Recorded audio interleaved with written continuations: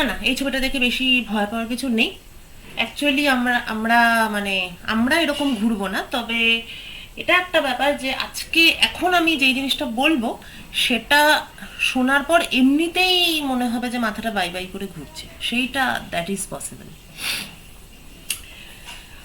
Well, nature never stops to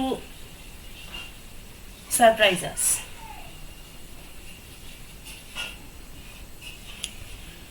তো বিষয় হলো যে যখনই আমরা মনে করি, মানে সায়েন্টিস্টরা যখন আমরা ভাবি যে হয়তো এই মিস্ট্রিটা আমরা সলভ করে ফেলেছি এবং this field of study is dead, মানে এখান থেকে নতুন কিছু জানার নেই, তখনই হঠাৎ করে এমন কিছু ঘটে যায় যে তখন আমরা আমাদের চিন্তাভাবনা বদল করতে বাধ্য হই।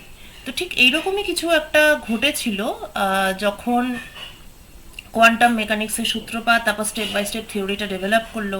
একটা পয়েন্ট অফ টাইমে এসে মনে হলো যে ঠিক আছে, মোটামুটি আমরা বোধহয় ব্যাপারগুলো গ্রাস্প করতে পেরেছি। এবং ঠিক তখনই একটা স্ট্রেঞ্জ ঘটনা ঘটলো, ঘটনা an experiment. Name of that experiment is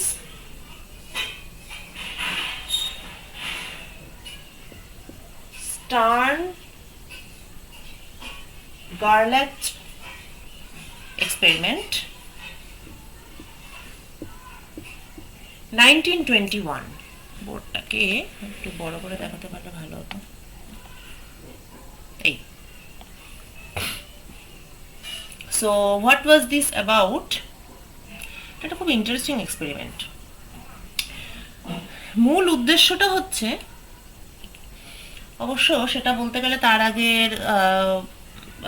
আগের একটা দুটো ছোট্ট জিনিস বলে নিতে হয়। সেটার জন্য আমরা এখন একটা ছোট্ট মতন ক্যালকুলেশন করব। ক্যালকুলেশনটা এরকম যে আমরা আমাদের classical model of one electron revolving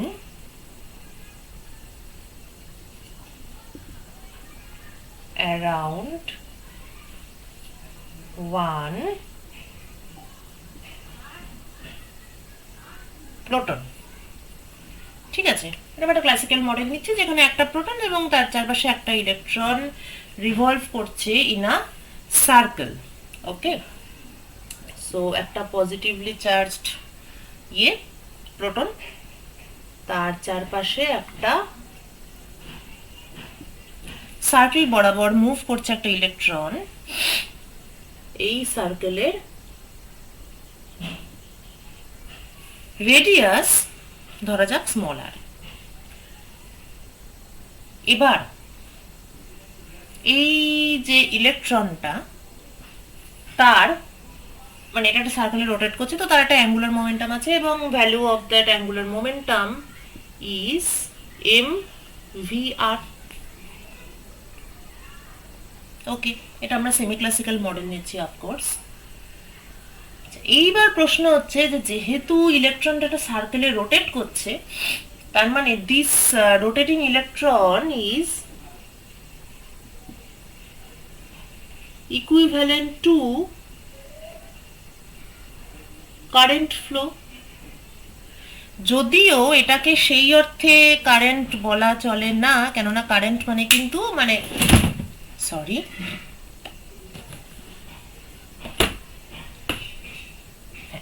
যদিও এটাকে সেই অর্থে কারেন্ট বলা চলে না, কেননা current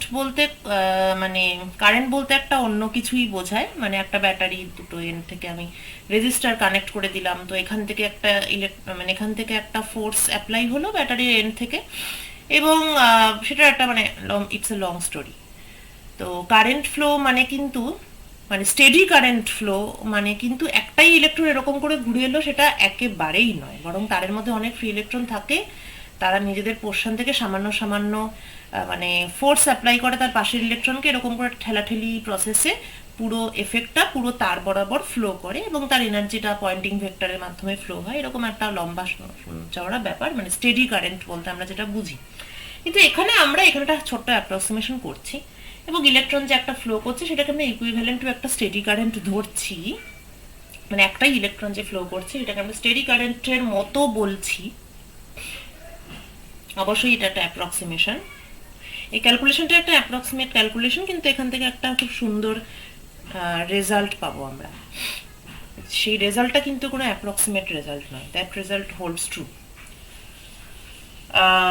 so equivalent to current flow যদি তাই হয় তাহলে এই কারেন্টটা হওয়া উচিত, চার্জের অ্যামাউন্ট হচ্ছে ই, এবং কতটা সময় পুরো রাস্তাটা ঘুরে আসছে, টাইম পিরিয়ড অফ অসিলেশন, ঠিক আছে, মানে একবার ঘুরে আসছে সেই অসিলেশনের টাইম পিরিয়ড। এবার অফকোর্স এই টাইম পিরিয়ডটা হচ্ছে 2πr/v, রাইট, 2πr পরিধি আর v velocity, so time period is 2πr/v। সুতরাং কারেন্টের ভ্যালুটা, আশা করি বোর্ডটা দেখা যাচ্ছে,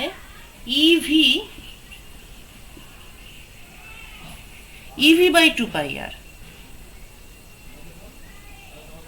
ক্লিয়ার? এবার যখনই কোনো একটা ক্লোজড কারেন্ট ক্যারিং লুপ থাকে, একটা ক্লোজড ওয়্যার যার মধ্যে দিয়ে কারেন্ট ফ্লো করছে, স্টেডি কারেন্ট, সেই কারেন্টের ভ্যালু যদি আই হয়, তাহলে সেই কারেন্ট ক্যারিং লুপটা, অর্থাৎ এখানে যেমন এটা, সেটা একটা ম্যাগনেটের মতো কাজ করে। এটা আমরা পড়েছি ইলেকট্রিসিটির ম্যাগনেটিজমের থিওরিতে, যে একটা কারেন্ট ক্যারিং লুপ সবসময় একটা ম্যাগনেটের মতো কাজ করে, একটা ম্যাগনেটিক মোমেন্টের মতো কাজ করে, যেটা কিনা এক্সটার্নালি অ্যাপ্লাইড ম্যাগনেটিক ফিল্ডের সঙ্গে ইন্টারঅ্যাক্ট করে। বেসিক্যালি ওটা একটা ম্যাগনেটের মতো কাজ করে, বা ম্যাগনেট বলতে আসলে ছোট ছোট কারেন্ট ক্যারিং লুপকেই বোঝায়। মানে এখন তো আর সেই ছোটবেলার গল্প নেই যে ম্যাগনেট হচ্ছে বার ম্যাগনেট আর কারেন্ট হচ্ছে পজিটিভ, মানে সেম চার্জ রিপেল করছে, অপোজিট চার্জ অ্যাট্রাক্ট করছে, সেটাই হচ্ছে ইলেকট্রিসিটি। সেটা তো নয়। এখন আমরা জানি যে ইলেকট্রিসিটি ম্যাগনেটিজম হচ্ছে একই মুদ্রার এপিট ওপিট।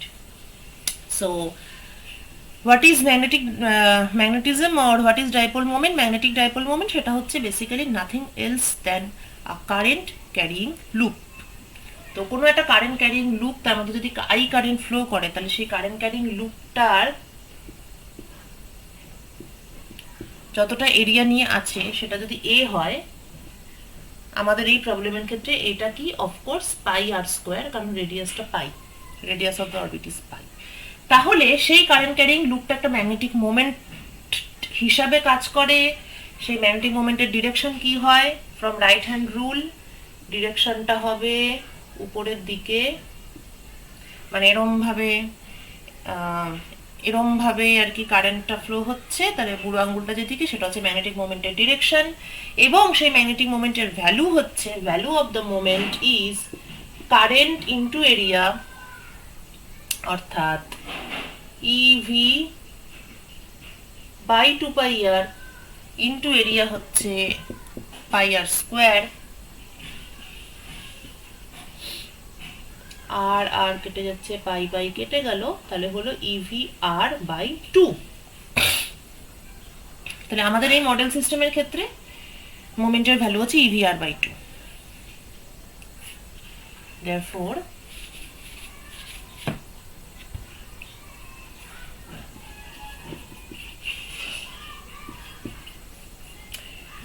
L অ্যাঙ্গুলার মোমেন্টাম mvr এবং মিউ মোমেন্ট evr/2, তাহলে আমি যদি মিউকে L দিয়ে ভাগ করি,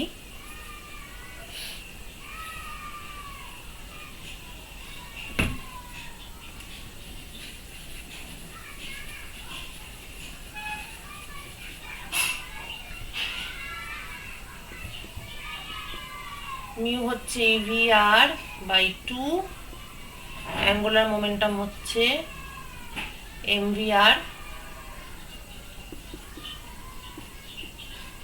ওয়াও,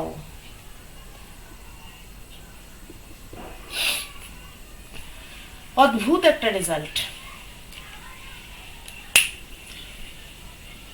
একটা চার্জ পার্টিকেল আর একটা চার্জ পার্টিকেলের অ্যাবাউটে মুভ করছে, তার একটা ম্যাগনেটিক মোমেন্ট আছে, যেহেতু সেটা একটা কারেন্ট ক্যারিং লুপের মতো কাজ করছে, এবং একটা অ্যাঙ্গুলার মোমেন্টাম আছে। ওই ম্যাগনেটিক মোমেন্ট এবং অ্যাঙ্গুলার মোমেন্টামের যে রেশিও, সেটা কিন্তু constant for a given particle, কেননা উপরে আছে ইলেকট্রনের চার্জ, নিচে আছে ইলেকট্রনের মাস, ইউনিভার্সাল কনস্ট্যান্ট। ওকে, তাহলে mu is proportional to L. Magnetic moment angular মোমেন্টামের সঙ্গে প্রপোর্শনাল। এই যে একটা অদ্ভুত রিলেশন। নাও এই অ্যাপ্রক্সিমেশন গুলো যদি বিশ্বাসযোগ্য বলে নাও মনে হয়, এই মিউ আর এল এর রেশিও, এটাকে কিন্তু আরো অনেকভাবেই প্রুভ করা যায়, এবং this result is very very significant. So mu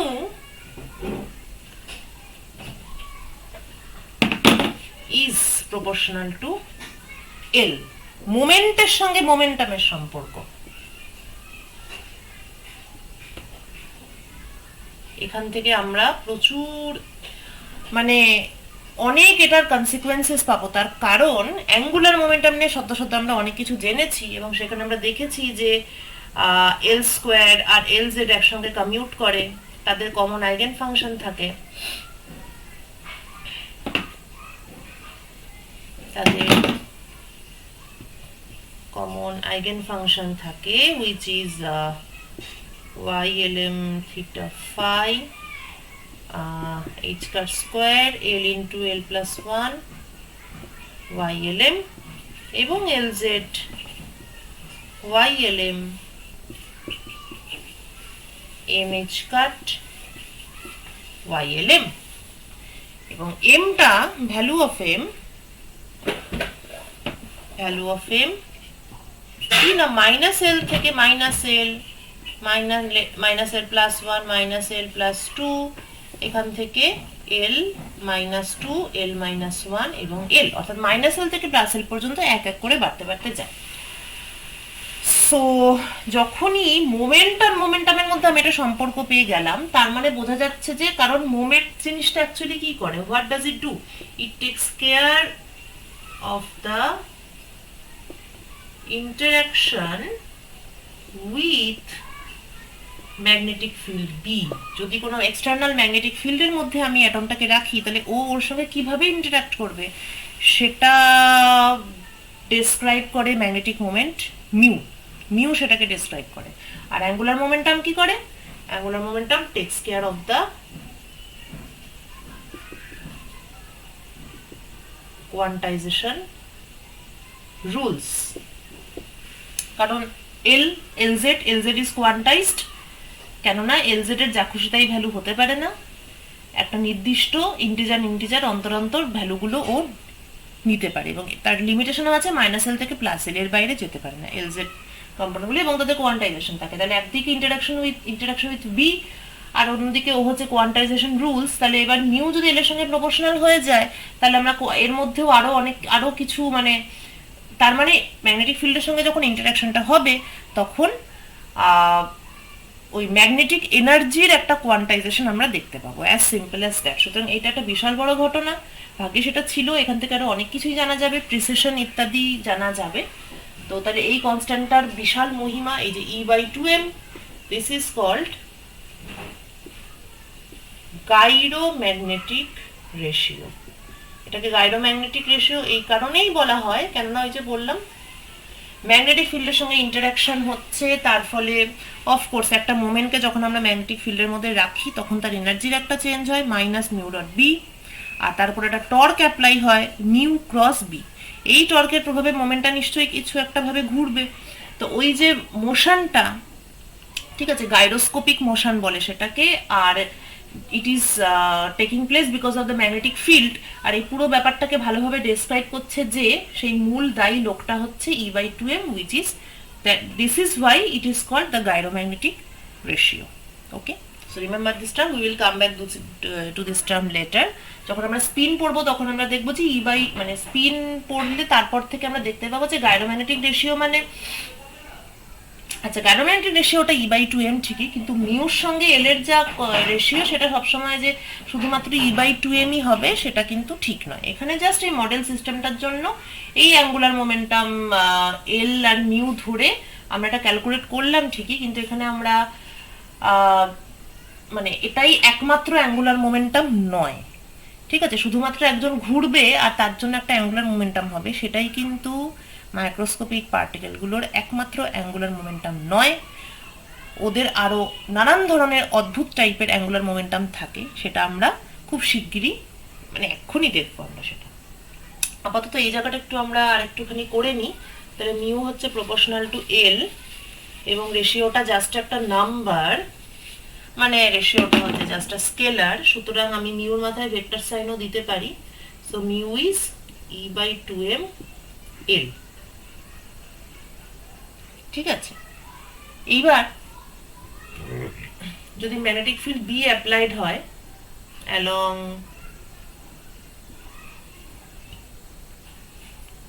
magnetic field B apply করছি অ্যালং জেড ডাইরেকশন। ওকে, তাহলে প্রথমত এনার্জি অফ দ্য মোমেন্ট সেটা কি হবে, মাইনাস মিউ ডট পি। এটা হচ্ছে ওই মোমেন্টার অলরেডি যা এক্সিস্টিং ওই সময় এনার্জি ছিল বিকজ অফ আদার পোটেনশিয়ালস প্রেজেন্ট, তার ইন অ্যাডিশন টু দ্যাট ওর এই পরিমাণ এনার্জি চেঞ্জ হবে এই বি ম্যাগনেটিক ফিল্ড অ্যাপ্লাইড হলো বলে। ঠিক আছে, এবার মিউ ইকুয়াল টু আবার এটা। সো আচ্ছা, প্রসঙ্গত ওই ইটা কিন্তু ইলেকট্রনের চার্জ এক্ষেত্রে, এবং এটা মাইনাস সাইন, যাই হোক। তাহলে মাইনাস E/2m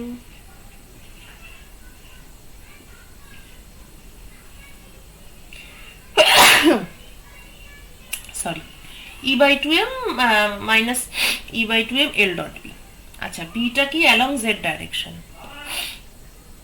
লাইটটা ইয়ে হচ্ছে। আচ্ছা, বিটা হচ্ছে অ্যালং জেড ডাইরেকশন, তাহলে L ডট বি এটা তাহলে অ্যাকচুয়ালি কি হবে, LZ ইন্টু বি, কারণ বিটা হচ্ছে অ্যালং জেড ডাইরেকশন, LZ হচ্ছে L এর component along Z direction, so it is LZ into B.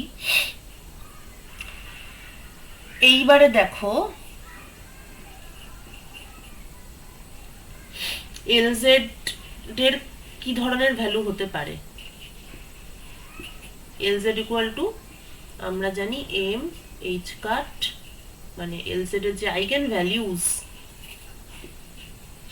they are quantized m h cut, m এর ভ্যালু মাইনাস l থেকে প্লাস l পর্যন্ত। সুতরাং আচ্ছা, এটা আমি একটু নোটেশনের সুবিধার জন্য, কারণ তোমরা যখন বইতে পড়বে তখন এটা এল এর বদলে ml দেখতে পাবে, তো আমি এটাকে ml করে দিলাম। সুতরাং মাইনাস E/2m ml h কাট বি। ওকে, অর্থাৎ এখানে তাহলে কি কি আছে,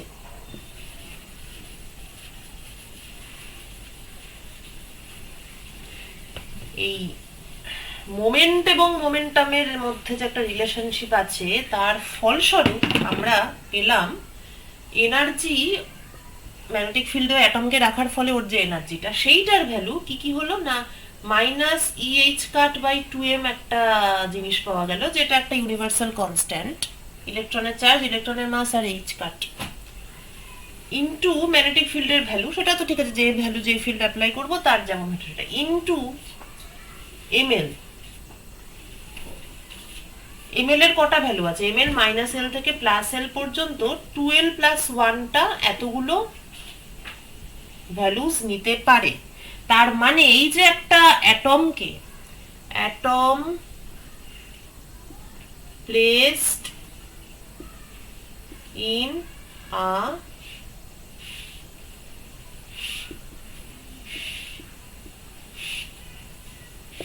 ম্যাগনেটিক ফিল্ড, এই যে একটা অ্যাটমকে আমি ম্যাগনেটিক ফিল্ডের মধ্যে রাখলাম, তার ফলে ওর ওই অ্যাটমগুলো বিভিন্ন ধরনের এনার্জি চেঞ্জ হতে পারে। বোঝা গেল ব্যাপারটা?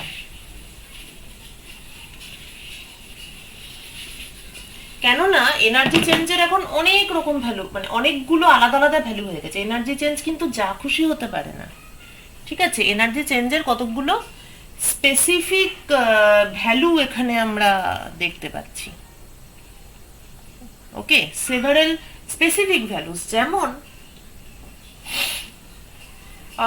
ফর এক্সাম্পল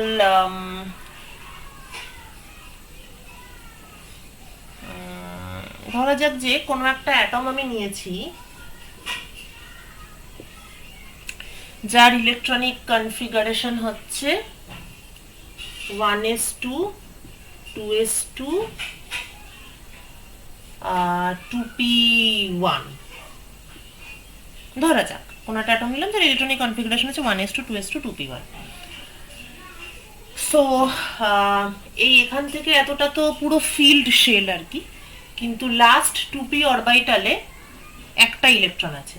তো এই 2p অরবিটালের যে একটা ইলেকট্রন আছে সে p অরবিটালে আছে, সুতরাং তার l ইকুয়াল টু 1, মানে s অরবিটালের ক্ষেত্রে l ইকুয়াল টু 0 আর l ইকুয়াল টু 1 হলে সেটা p অরবিটাল। তাহলে l যদি 1 হয় তাহলে ml এর ভ্যালু হতে পারে কি কি, -1 0 +1, তাই তো? তাহলে এই অ্যাটমটাকে যখন আমি ম্যাগনেটিক ফিল্ডে ফেলবো তখন ও একটা ম্যাগনেটিক মোমেন্ট হিসাবে কাজ করবে, এবং তার এনার্জি চেঞ্জ কি কি হতে পারে? তার এনার্জি চেঞ্জ হতে পারে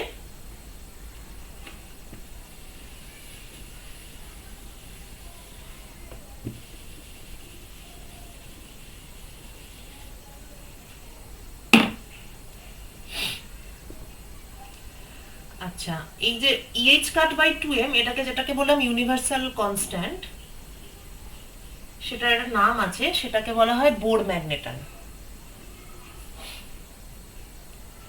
ঠিক আছে, মিউ বি দিয়ে লেখা হয়, I think this is now visible, mu B এইটা, এটাকে বলা হয়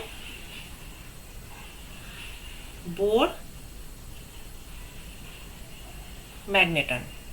ঠিক আছে, ওয়েল, তো ml এর ভ্যালু যেটা বলছিলাম, এই অ্যাটমকে যখন ম্যাগনেটিক ফিল্ডে অ্যাপ্লাই করা হবে, ম্যাগনেটিক ফিল্ডের মধ্যে যখন ছেড়ে দেওয়া হবে, তখন ওর এনার্জি চেঞ্জ কি কি ধরনের হতে পারে? 3 ধরনের হতে পারে, কেননা এখানে ml আছে আর ml এর পসিবল ভ্যালু হচ্ছে -1 0 +1। তাহলে ওর এনার্জি চেঞ্জ কি কি হতে পারে? ওর এনার্জি চেঞ্জ হতে পারে আইদার 0 হতে পারে যখন ml ইকুয়াল টু 0, এই যেখানে ml আছে, তাহলে যখন ml ইকুয়াল টু 0, তাহলে কিছু অ্যাটম থাকবে, মোট যদি আমি 100টা অ্যাটম বা 1000টা অ্যাটম ছেড়ে দিই, তাহলে কিছু অ্যাটম থাকবে যাদের এনার্জির কোনো চেঞ্জ হবে না, কিছু অ্যাটম থাকবে যাদের এনার্জি চেঞ্জ হবে মিউ বি ইন্টু বি, কারণ ml এর ভ্যালু যদি -1 হয় তাহলে just mu B into B, আর ml এর ভ্যালু যদি +1 হয় তাহলে minus mu B into B. মানে এই 3 ধরনের এনার্জি চেঞ্জ হতে পারে ওই অ্যাটমগুলোর, which means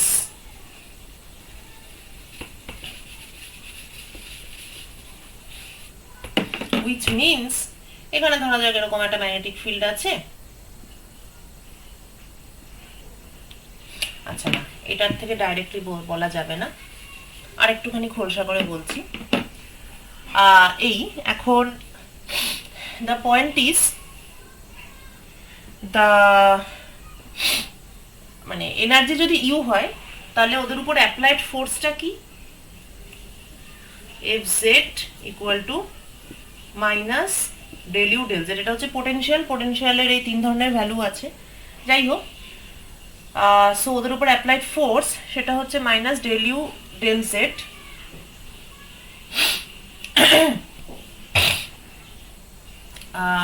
তো যখন এই ডেল ইউটা 0 তখন তো ফোর্সটা 0, যখন ডেল ইউটা মিউ বিবি তখন ফোর্স হচ্ছে minus mu B del B del Z.